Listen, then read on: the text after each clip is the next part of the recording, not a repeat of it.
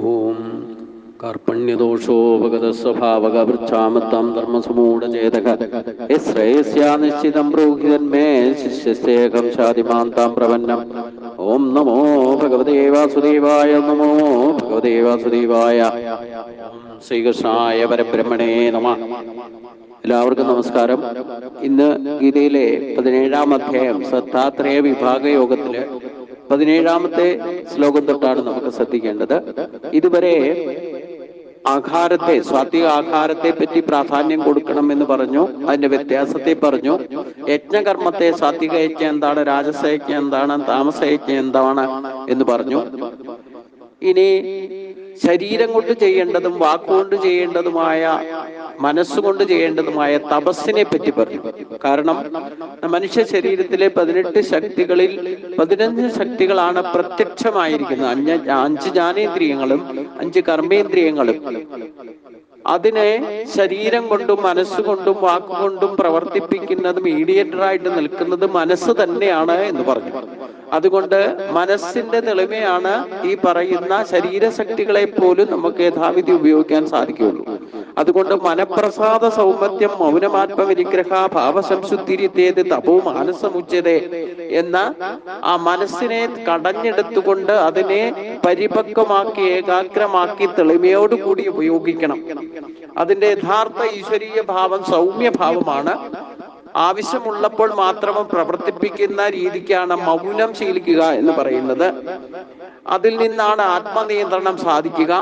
നമുക്ക് ആത്മനിയന്ത്രണം ഉണ്ടാകാത്തതിന്റെയും ത്യാഗമനസ്ഥിതി ഇല്ലാത്തതിന്റെയും ദയയില്ലാത്തതിന്റെയും ഒക്കെ പരിണിത ഫലം നമ്മൾ നിത്യമായിട്ട് അനുഭവിച്ചു കൊണ്ടിരിക്കുന്നു. അതിന്റെ വാർത്തകളും നമുക്ക് മാധ്യമങ്ങളിലൂടെ അറിയാനും സാധിക്കുന്നു. അപ്പൊ മനുഷ്യനെ മനുഷ്യനല്ലാതാക്കി തീർക്കുന്നത് മനസ്സാണ്. മനസ്സ് ഈശ്വരന്റെ വിഭൂതി തന്നെയാണ്. പക്ഷേ അത് തന്നിഷ്ടത്തിന്, നമ്മുടെ കൾച്ചർ അനുസരിച്ചുകൊണ്ട് അതിനെ നമ്മൾ നിയന്ത്രിക്കാതെ പ്രവർത്തിച്ചാൽ, അതിനെ കടിഞ്ഞാൻ വിട്ട് ഇല്ലെങ്കിൽ കടിഞ്ഞാൻ ഇല്ലാതെ വിട്ടാൽ അത് ഒരു നായയുടെ കൂട്ടാണെന്നാ പറയാ. അതായത് രാവിലെ നമ്മള് നടക്കാനായിട്ട് ഇറങ്ങിക്കഴിഞ്ഞാൽ ഈ പലരും നായയെ വളർത്തുന്നവര് നായയും കൊണ്ട് നടക്കുന്നത് കാണാം. നായ ഓടുന്ന വഴിക്ക് യജമാനനെ വലിച്ചുകൊണ്ട് പോവുക ചെയ്യും. അതേ പ്രേരണയാണ് മനസ്സ്. അഥവാ മനസ്സ് നിയന്ത്രിക്കപ്പെട്ടില്ലെങ്കിൽ നായയുടെ കൂട്ടാണ്. നായ വലിച്ചുകൊണ്ട് പോകുന്നവരെ നമ്മളും അതിന്റെ പിന്നാലെ പോകും. അപ്പൊ ഇന്ദ്രിയങ്ങളെ വരെ നിയന്ത്രിക്കാൻ സഹായിക്കുന്നത് മനഃപ്രസാദമാണ്. മനസ്സ് തെളിഞ്ഞ മനസ്സിനെ ഏകാഗ്രമാക്കിയാൽ മാത്രമേ ജ്ഞാനേന്ദ്രിയങ്ങളെ വരെ നിജപ്പെടുത്തിക്കൊണ്ട് നമുക്ക് വേണ്ട വിധത്തിൽ ഉപയോഗിക്കാൻ സാധിക്കൂ എന്നർത്ഥം. അപ്പം ശരീരം കൊണ്ട് ചെയ്യേണ്ട തപസ് ചെയ്യണം, വാക്കുകൊണ്ട് ചെയ്യേണ്ട തപസ് ചെയ്യണം, മനസ്സുകൊണ്ട് ചെയ്യേണ്ട തപസ് ചെയ്യണം. ഇത് വളരെ ശ്രദ്ധയോടെ അനുഷ്ഠിച്ചാൽ മാത്രമേ യജ്ഞകർമ്മങ്ങളെ സമ്പുഷ്ടമാക്കാൻ സാധിക്കൂ. ഇനി ശരീരം കൊണ്ടും മനസ്സുകൊണ്ടും വാക്കുകൊണ്ടും യഥാവിധി യജ്ഞകർമ്മങ്ങൾ ചെയ്യുമ്പോൾ അതിലും 3 വിധ ഭാവം ഉണ്ട്, നമ്മുടെ സ്വഭാവം അനുസരിച്ചുകൊണ്ട് എന്ന് പറയുന്നതാണ് ഇനിയത്തെ 3 ശ്ലോകങ്ങൾ. ശ്രദ്ധയാ പര്യാതപ്തം തപസ്ത ത്രിവിധം നരൈ അഫല കാംക്ഷിഭിയുക്തേ സ്വാത്വികം പരിചക്ഷതേ. ഫലമിച്ഛിക്കാതെയും യോഗയുക്തന്മാരായ, അതായത് മനസ്സ് അടക്കമുള്ളവരായ ആളുകൾ പരമമായ ശ്രദ്ധയോടുകൂടി ശരീരം കൊണ്ടും വാക്കുകൊണ്ടും മനസ്സുകൊണ്ടും ചെയ്യുന്ന 3 വിധമായ തപസ്സും സാത്വികം എന്ന് പറയുന്നു. അപ്പോൾ നമ്മള് ശരീരത്തെ വരെ ഉപയോഗിക്കുന്നത് ശ്രദ്ധയോടെ ഉപയോഗിക്കണം. ശരീരത്തെ നിലനിർത്തുന്നത് സാത്വിക ആഹാരം കഴിച്ചുകൊണ്ട് അതിനെ പോഷിപ്പിക്കണം. അങ്ങനെ സാത്വിക സ്വഭാവം ക്രിയേറ്റ് ചെയ്ത് സാത്വിക യജ്ഞം ചെയ്യണമെങ്കിൽ അവിടെ ശരീരവും മനസ്സും വാക്കുകളും പരിപക്വമാക്കിയെടുക്കണം. അപ്പോഴേ അത് വേണ്ട വിധത്തിൽ, അതുകൊണ്ടാണ് ഇവിടെ പറയുന്നത്, അത് ഫലേച്ഛയില്ലാതെ യോഗയുക്തമായി, യോഗാരൂഢനായിക്കൊണ്ട് നിത്യയുക്തമായിട്ട് അഷ്ടാംഗ യോഗം അനുസരിക്കുന്നവർക്ക് ഈ പറയുന്ന യോഗയുക്ത അവസ്ഥ നമുക്ക്, അതായത് മനസ്സിനെ അടക്കുക എന്നുള്ളതാണ് യോഗയുക്തമാക്കുക എന്ന് പറയുന്നതിന്റെ പ്രധാന കാര്യം. അപ്പം അത്തരത്തിലുള്ള ആളുകൾ പരമമായ ശ്രദ്ധയോടെ തന്നെ ശരീരം കൊണ്ടും മനസ്സുകൊണ്ടും വാക്കുകൊണ്ടും ചെയ്യേണ്ട കർമ്മങ്ങളൊക്കെ യജ്ഞഭാവനയിൽ ചെയ്യും. സഹയജ്ഞ ഭാവനയോടെ ഈശ്വരൻ എങ്ങനെയാണോ നമ്മളെ സൃഷ്ടിച്ച് പരിപാലിക്കുന്നത് അതേ ഭാവനയോടുകൂടി ആ യജ്ഞകർമ്മത്തെ പൂർത്തീകരിക്കാൻ സാധിക്കും. അതാണ് ഇവിടെ പറയുന്നത്. സഖയജ്ഞ പ്രജാസിഷ്ട പുരോവാച പ്രജാപതി അനേന പ്രസവിഷിത്തം ഏഷവോസിട്ട കാമത് എന്ന ഭഗവാൻ എങ്ങനെയാണ് സൃഷ്ടിച്ച് ഈ ലോകത്തെ പരിപാലിക്കുന്നത് എന്ന് കർമ്മയോഗത്തിൽ ഭഗവാൻ വിസ്തരിക്കുകയുണ്ടായി. അതാണ് സഖയജ്ഞ ഭാവന എന്ന് പറയുന്നത്. അത് യോഗയുക്തമായ മനുഷ്യന് അത് അതേ രീതിയിൽ തന്നെ ചെയ്യാൻ സാധിക്കും. അതേ രീതിയിൽ ചെയ്യുന്നതാണ് ആ കർമ്മയോഗത്തിൽ തന്നെ ഭഗവാൻ ഇതിന് ശേഷം പറഞ്ഞത് ദേവാൻ ഭാവ യഥാനേനതേ ദേവ ഭാവ എന്തുവാക്കാം. പരസ്പരം ഭാവ എന്തൊക്കെ ശ്രേയ പരമാവശ്യത എന്ന് പറഞ്ഞു. നമുക്ക് ശ്രേയസ്സിലേക്ക് എത്തണമെങ്കിൽ, പരമാനന്ദം അനുഭവിക്കണമെങ്കിൽ, ദുഃഖരഹിതമായ ജീവിതം നയിക്കണമെങ്കിൽ, അനായാസന ജീവിതം നയിക്കണമെങ്കിൽ, സ്വയം ബുദ്ധിമുട്ടാതെ മറ്റൊരാളെ ബുദ്ധിമുട്ടിക്കാതെ ദുഃഖരഹിതമായിട്ട് ജീവിതം സമ്പുഷ്ടമാക്കണമെങ്കിൽ, അത് ശ്രേയസ്കരമാക്കണമെങ്കിൽ, പ്രേയസ്കരമായാൽ അത് താൽക്കാലിക സുഖങ്ങളെ ലഭിക്കൂ. വീണ്ടും താപത്രയങ്ങൾക്കും ബന്ധനത്രയങ്ങൾക്കും കാരണമായി ഭവിക്കുന്ന സുഖം അനുഭവിക്കാൻ സാധിക്കും. അതേസമയം ശ്രേയസിലേക്ക് എത്തിയ ശ്രേഷ്ഠമാണ്. അത് സനാതനമായിട്ടിരിക്കുന്ന മൂല്യം മനസ്സിലാക്കിക്കൊണ്ട് ശ്രദ്ധയോടെ ചെയ്യാൻ സാധിച്ചാൽ ആ കർമ്മത്തിൽ നിന്നാണ് യഥാർത്ഥത്തിൽ ശ്രേയസ് ഉണ്ടാകുക എന്ന് പറഞ്ഞു. അതിനെങ്ങനെയാ ചെയ്യേണ്ടതെന്നും പറഞ്ഞു. ദേവാൻ ഭാവ യഥാൻ ഏനതേ ദേവ.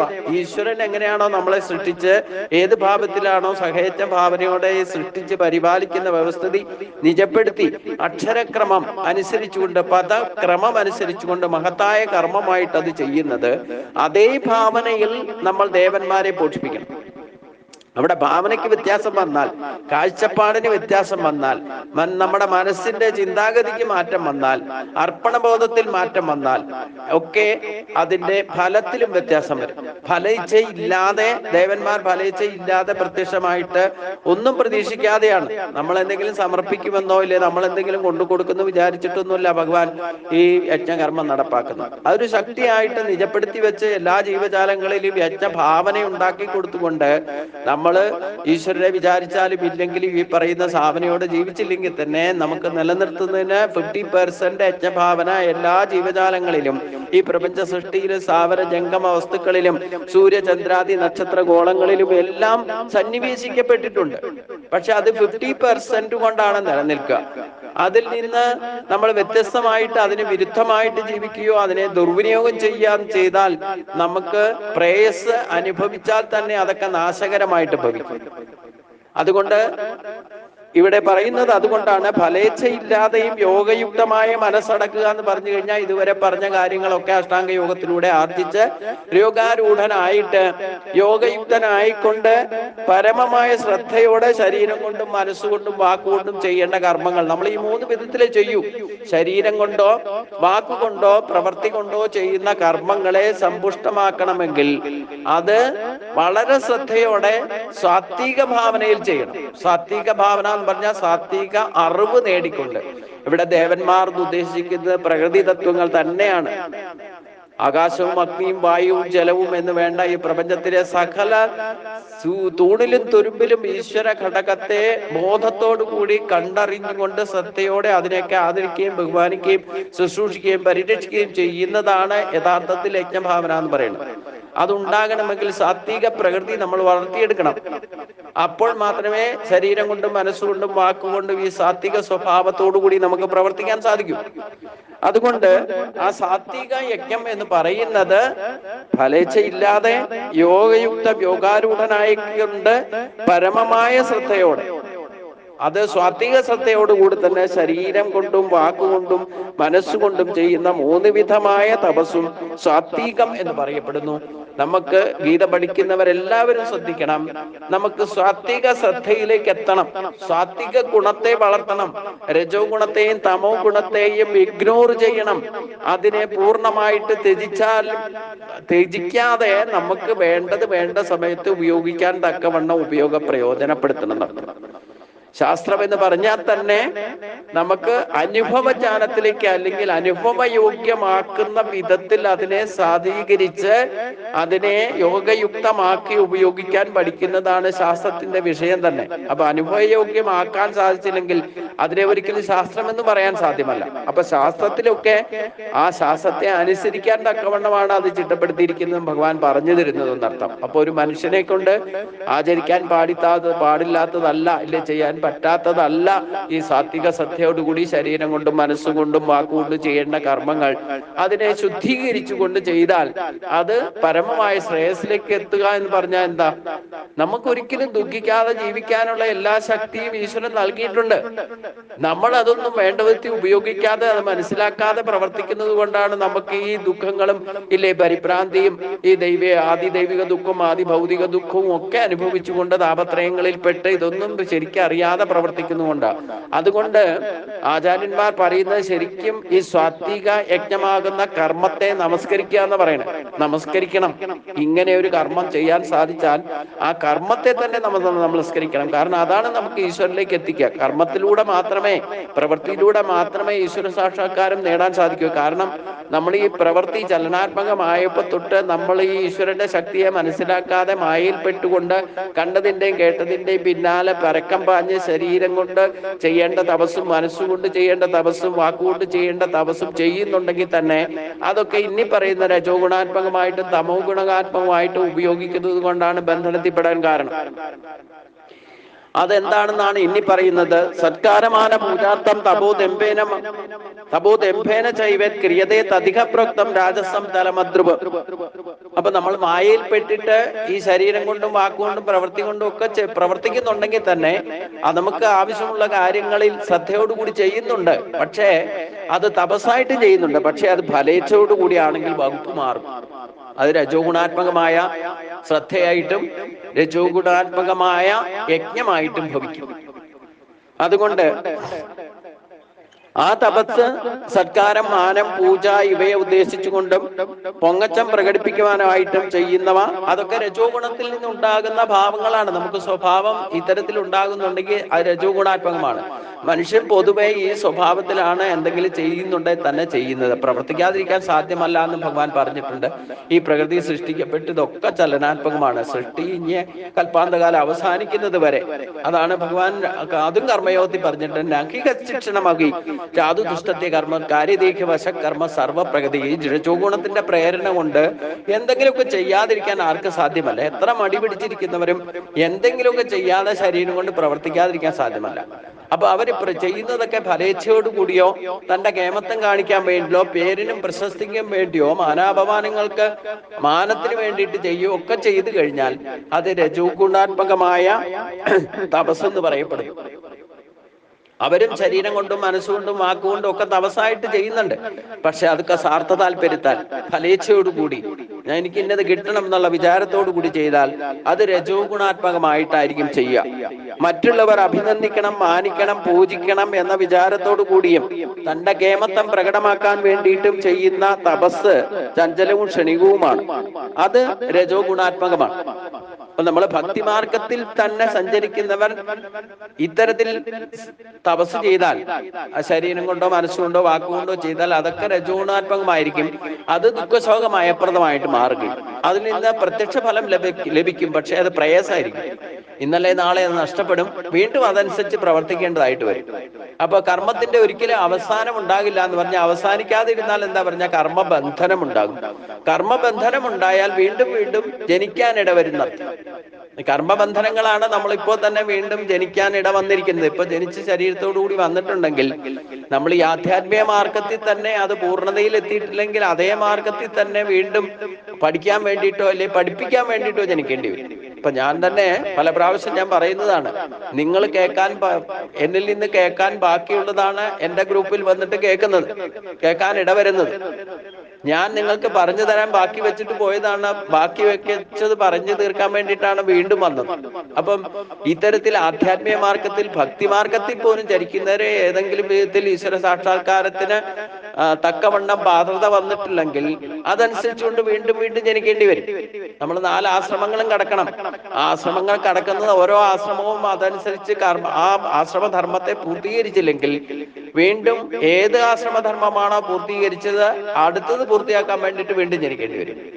അപ്പം ഒരു മനുഷ്യ ജന്മത്തിന്റെ ഈശ്വര സാക്ഷാത്കാരത്തിലേക്ക് എത്തണം എന്നുണ്ടെങ്കിൽ 4 ആശ്രമങ്ങൾ കടന്നിരിക്കണം എന്ന് തന്നെയാണ് വിധി, ശാസ്ത്രം പറയുന്നത്.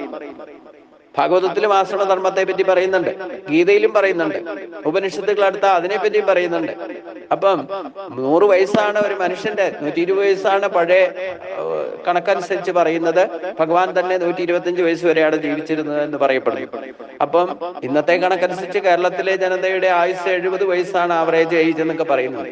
എന്നായിരുന്നാലും 100 വയസ്സ് കണക്കാക്കിയാൽ 25 വർഷമാണ് ബ്രഹ്മചര്യാശ്രമം സ്വീകരിക്കേണ്ടത്. അതായത് ഈ പറയുന്ന ശാസ്ത്രമൊക്കെ, ഇപ്പൊ ഈ ഗീതയിൽ പറയുന്ന കാര്യങ്ങളൊക്കെ ബ്രഹ്മചര്യാശ്രമത്തിൽ പഠിക്കേണ്ടതാണ്, പഠിക്കേണ്ട കാലത്ത് പഠിക്കേണ്ടതാണ്.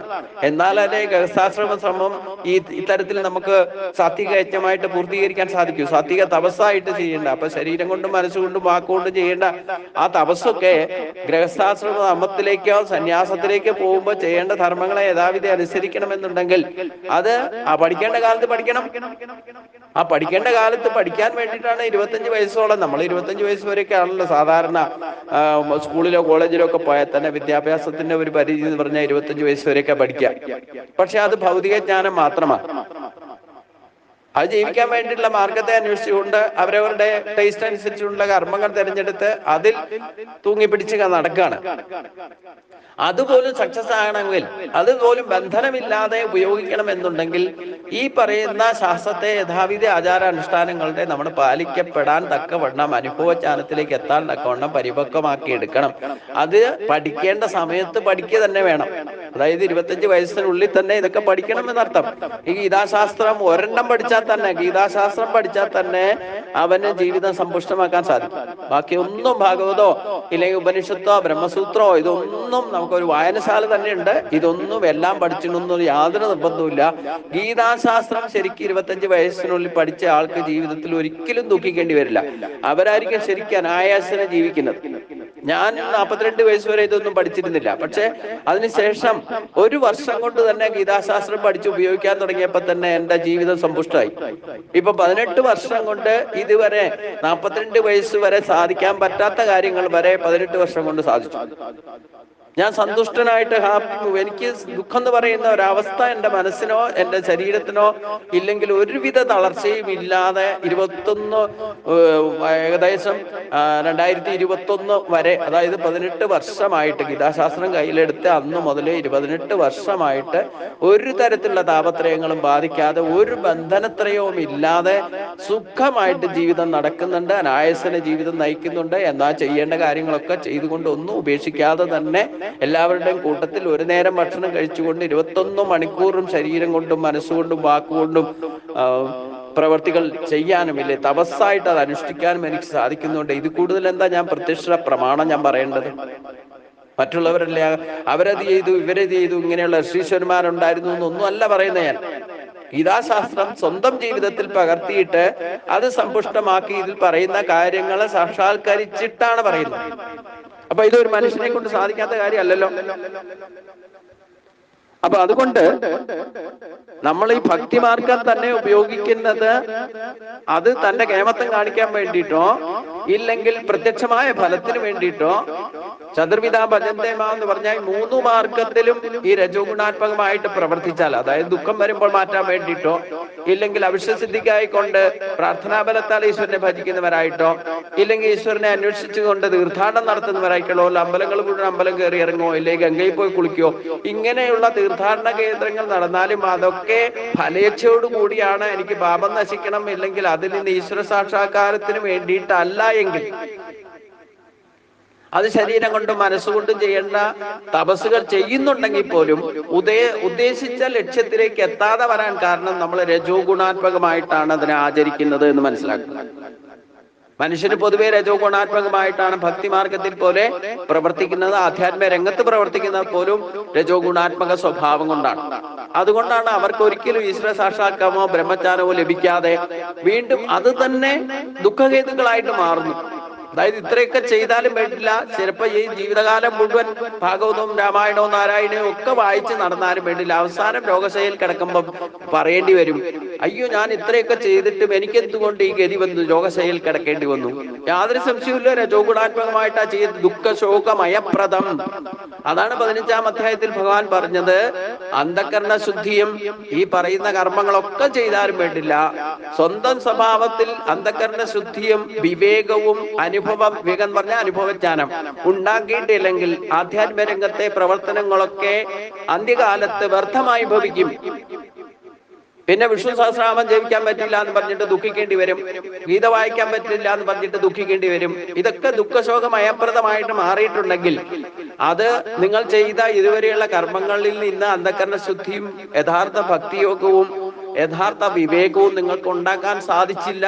അതുകൊണ്ടാണ് ശോകമയപ്രദമായിട്ട് പറയുന്നത്. അതുണ്ടാകാൻ കാരണം എന്താ? ഇതൊക്കെ ചെയ്തത് രജോ ഗുണ സ്വഭാവം കൊണ്ടാണ്. അത് ശരീരത്തിന് കൊണ്ട് അത് ചെയ്യുന്നതായിക്കോട്ടെ, പ്രയത്നം ശരീരം കൊണ്ട് ചെയ്യുന്ന ഭഗീരഥയൊക്കെ ചെയ്താലും വേണ്ടില്ല, വാക്കുകൊണ്ട് ഈ പറയുന്ന ശാസ്ത്രത്തെ പഠിച്ചിട്ട് ചെയ്താലും വേണ്ടില്ല, മനസ്സുകൊണ്ട് ചെയ്താലും വേണ്ടില്ല. രജോ ഗുണാത്മകമാണ് ചെയ്യുന്നതെങ്കിൽ, നിങ്ങൾ രജോ ഗുണാത്മക സ്വഭാവമാണ്, അതുകൊണ്ടാണ് മനുഷ്യനായിട്ട് ജനിച്ചത്. അതിൽ നിന്ന് ദേവ സ്വഭാവമാകുന്ന സാത്വിക സ്വഭാവത്തിലേക്ക് നിങ്ങൾ എത്തിയിട്ടില്ല എങ്കിൽ ആധ്യാത്മിക രംഗത്തെ പ്രവർത്തനങ്ങളൊക്കെ അന്ധകരണ ശുദ്ധി ഉണ്ടാവുകയില്ല, വിവേകം ഉണ്ടാവുകയില്ല. അതൊക്കെ വ്യർത്ഥമായി ഭവിക്കുമ്പോഴാണ് അന്ത്യകാലത്ത് രോഗശൈലിയിൽ കിടന്ന് ഈ ദുഃഖം കൊണ്ട് മരിക്കേണ്ടി വരിക. അപ്പൊ പിന്നെ അത് ബാക്കി വെച്ചത് വീണ്ടും പൂർത്തീകരിക്കാൻ വേണ്ടിയിട്ട് വീണ്ടും ജനിക്കാനിടയിൽ. അപ്പൊ അതുകൊണ്ട് അത് പ്രത്യേകം ശ്രദ്ധിക്കേണ്ട കാര്യമാണ്. ഇനി അതിലും അധോഗതിയാണ് അടുത്ത ഭാഗം പറയുന്നത്. മൂഢഗ്രാഹേണ ആത്മനോയത് പീഡയാ ക്രിയതേ തപ പരസ്യോത്സധനാർത്ഥം താമസമുദാഹരണം. മൂഢന്മാരായ അഥവാ അവിവേകികളായിട്ടുള്ള ഭക്തര് തന്നെ ദുരാഗ്രഹത്താൽ തന്നെ പീഡിപ്പിച്ചോ അന്യനെ നശിപ്പിക്കണമെന്ന വിചാരത്തോടു കൂടിയോ ചെയ്യപ്പെടുന്ന താമസ ഗുണപ്രധാനമാണ്.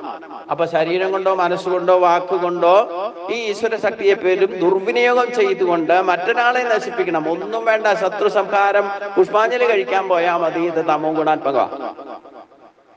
ഇതൊന്നും നമ്മൾ അറിയാതെ ചെയ്യുന്നു. യഥാർത്ഥ ശാസ്ത്രജ്ഞാനം ഇല്ലാത്തതുകൊണ്ട് അങ്ങനെയൊക്കെ ചെയ്യുന്നത്. നമ്മളെ ശത്രു സംഹാരം, പുഷ്പാഞ്ജലി എന്ന് പറഞ്ഞാൽ നമ്മുടെ ഒരു ശത്രു ഉണ്ടെങ്കിൽ ആ ശത്രുവിനെ നശിപ്പിക്കാൻ വേണ്ടിയിട്ടല്ലേ നമ്മൾ ശത്രു സംഹാരം ഉദ്ദേശിച്ചുകൊണ്ട് മനസ്സുകൊണ്ട് ഉദ്ദേശിച്ചുകൊണ്ട് അത് വഴിപാട് കഴിക്കുന്നത്. അപ്പൊ നമ്മൾ ശത്രുവായിട്ട് കരുതുന്ന ആളുടെ ശത്രു ആരാ? നമ്മളല്ലേ. അപ്പൊ ആ വ്യക്തി പോയിട്ട് കഴിച്ചാൽ പിന്നെ ആരാ നശിക്കുക? അപ്പൊ രണ്ടു കൂട്ടരും നശിക്കില്ലേ? അപ്പൊ തന്റെ നാശവും മറ്റൊരാളുടെ നാശവും ഉദ്ദേശിച്ചുകൊണ്ട് ചെയ്യുന്ന തമോ ഗുണാത്മകമായിട്ടുള്ള തപസ്സ. അതിനു വേണ്ടി ശരീരം കൊണ്ട് ക്ഷേത്രങ്ങളെല്ലാം നടന്നിട്ട് വഴിപാട് കഴിക്കോ, അതിനു വേണ്ടിയിട്ട് മനസ്സുകൊണ്ട് പ്രാർത്ഥിക്കോ, അത് വാക്കുകൊണ്ട് അതിനു വേണ്ടിയിട്ട് മന്ത്രങ്ങളെ ദുർവിനിയോഗം ചെയ്യുകയോ ഒക്കെ ചെയ്തു കഴിഞ്ഞാൽ അത് തമോ ഗുണാത്മകമായ ഭക്തിയാണ്.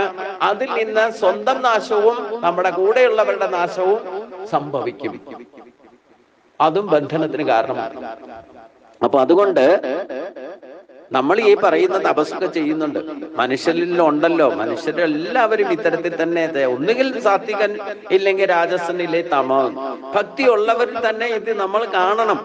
നമുക്ക് ഭക്തി ഉണ്ടെങ്കിൽ തന്നെ, ഞാൻ അതുകൊണ്ടാണ് പറഞ്ഞത്, നമ്മുടെ സ്വഭാവം സാത്വികമാണോ രാജസമാണോ താമസമാണോ എന്ന് കണ്ടെത്തണം. നമ്മളൊരു ശത്രു സംഹാരത്തിന് വേണ്ടിയിട്ട് പുഷ്പാഞ്ജലി കഴിക്കാൻ പോകുന്നുണ്ടെങ്കിൽ യാതൊരു സംശയവുമില്ല ആ വ്യക്തി തമോ ഗുണാത്മകമായ തപസ്സാണ് ചെയ്യുന്നത്. ആ ഭക്തിയോഗം തമോ ഗുണാത്മകമാണ്. തമോ ഗുണാത്മകം എന്ന് പറഞ്ഞാൽ മൂഢത. യഥാർത്ഥത്തിൽ അറിയേണ്ടത് അറിയാതെ ചെയ്യുന്നത് കൊണ്ട് അങ്ങനെ. ശത്രുവിനെ മിത്രമായി കാണണം.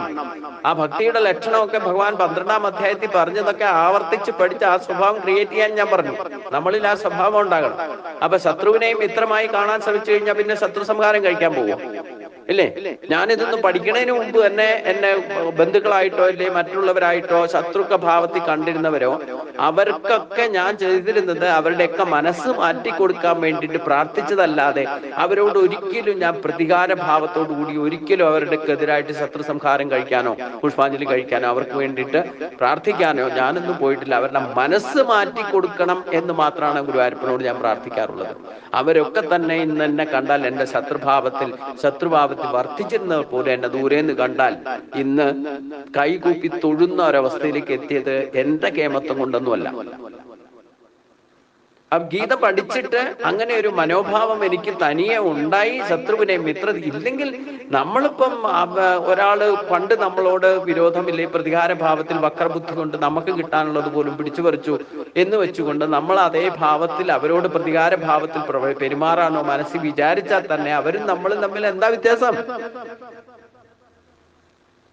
അതേ ശത്രുഭാവത്തിൽ തന്നെ. അപ്പൊ സ്വയം നാശത്തിനും മറ്റൊരാളുടെ നാശത്തിനും വേണ്ടിയിട്ട് നമ്മൾ എന്തിന് ഇത്തരത്തിൽ ഭക്തിമാർഗത്തെ ഉപയോഗിക്കുന്നു?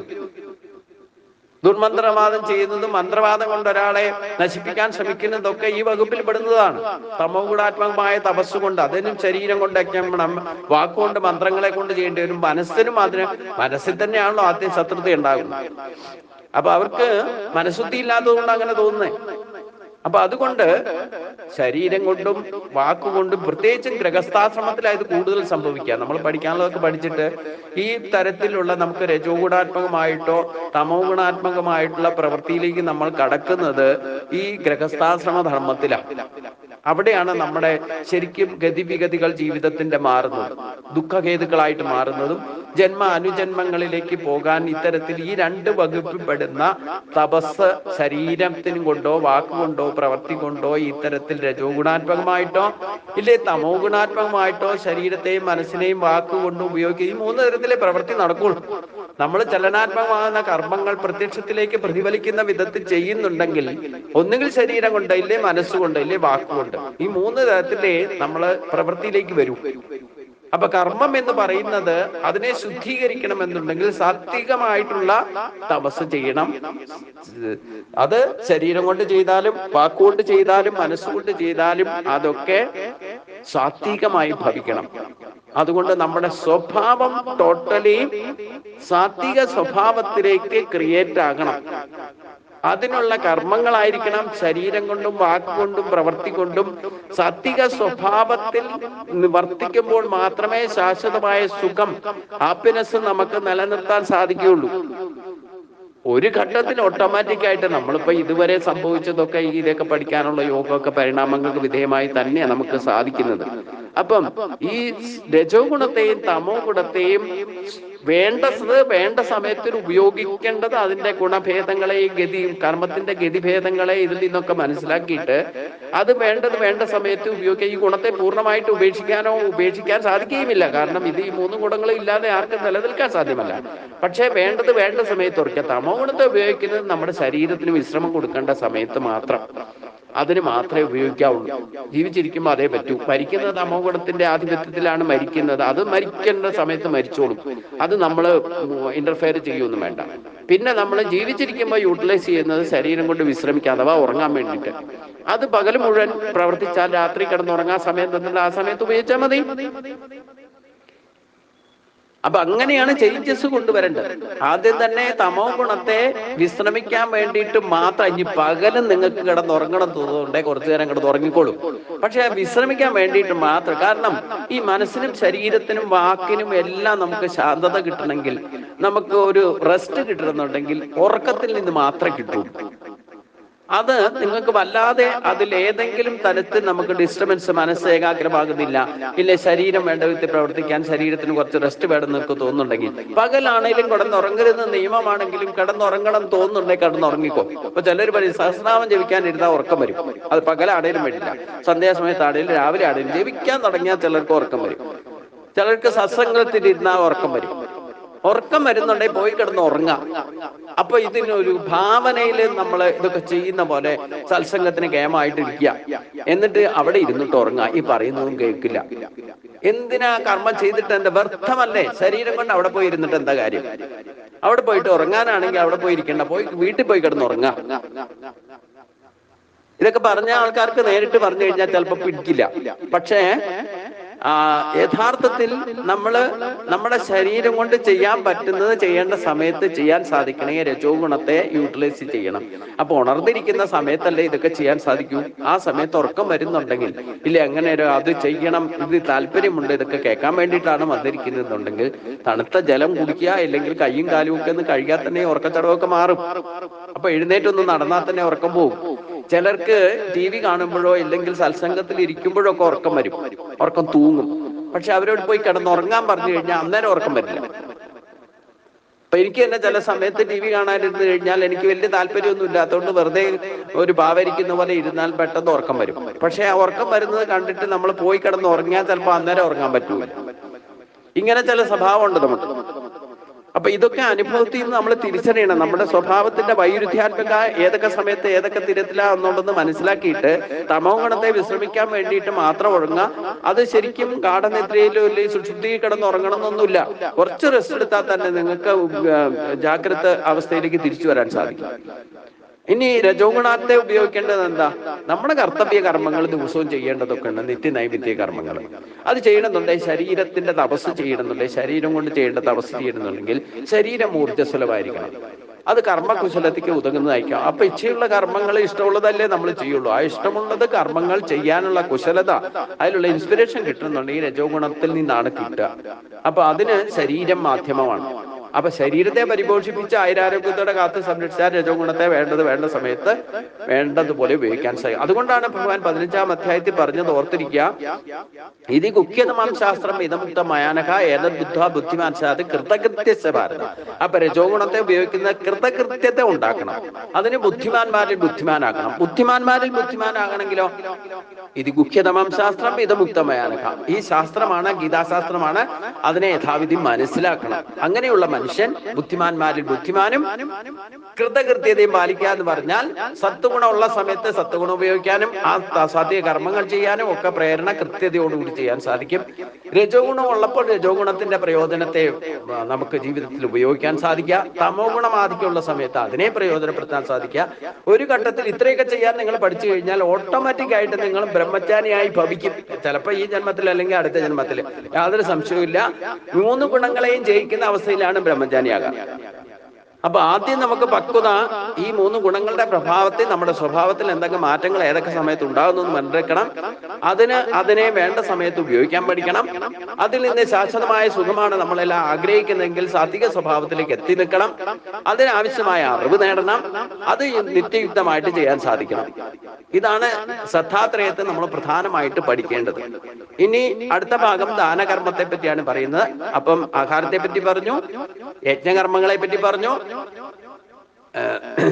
ശരീരം കൊണ്ടും മനസ്സുകൊണ്ടും വാക്കുകൊണ്ടും ചെയ്യേണ്ട തപസ്സിനെ പറ്റി പറഞ്ഞു. ഓരോന്നിനെ പറ്റി പറഞ്ഞിട്ട് അത് സാത്വിക യജ്ഞം, സാത്വിക തപസ്സാക്കണമെങ്കിൽ, രാജസ തപസ്സാക്കണമെങ്കിൽ, തമോ ഗുണാത്മകമായ തപസ്സാക്കണമെങ്കിൽ ഏതൊക്കെ രീതിയിൽ പ്രവർത്തിക്കണം എന്നുണ്ടെങ്കിൽ നമുക്ക് ഓപ്ഷൻ അനുസരിച്ചുകൊണ്ട് ഇതിനെയൊക്കെ സ്വീകരിക്കാം. അതനുസരിച്ചുള്ള വരുന്ന ഫലങ്ങളും അനുഭവിക്കേണ്ടി വരും എന്ന് മനസ്സിലാക്കിക്കൊണ്ട് നമുക്ക് ഇന്നത്തെ ക്ലാസ് ഇവിടെ സമർപ്പിക്കാം. അടുത്ത ഭാഗത്തിൽ ദാനത്തെ പറ്റിയാണ് പറയുന്നത്. അത് അടുത്ത ദിവസം നമുക്ക് ചിന്തിക്കാം. സർവത്ര ഗോവിന്ദ നാമ സങ്കീർത്തനം. ഗോവിന്ദ ഹരി ഗോവിന്ദ. ഓം സ്വസ്തി പ്രജാഭ്യാം പരിപാലയന്താം ന്യായേന മാർഗേണ മഹിമഹീശാ ഗോം ബ്രാഹ്മണേഭ്യോ ശുഭമസ്തു. ലോകാ സമസ്താ സുഖിനോ ഭവന്തു. ലോകാ സമസ്താ സുഖിനോ ഭവന്തു. ഓം ശാന്തി ശാന്തി ശാന്തി.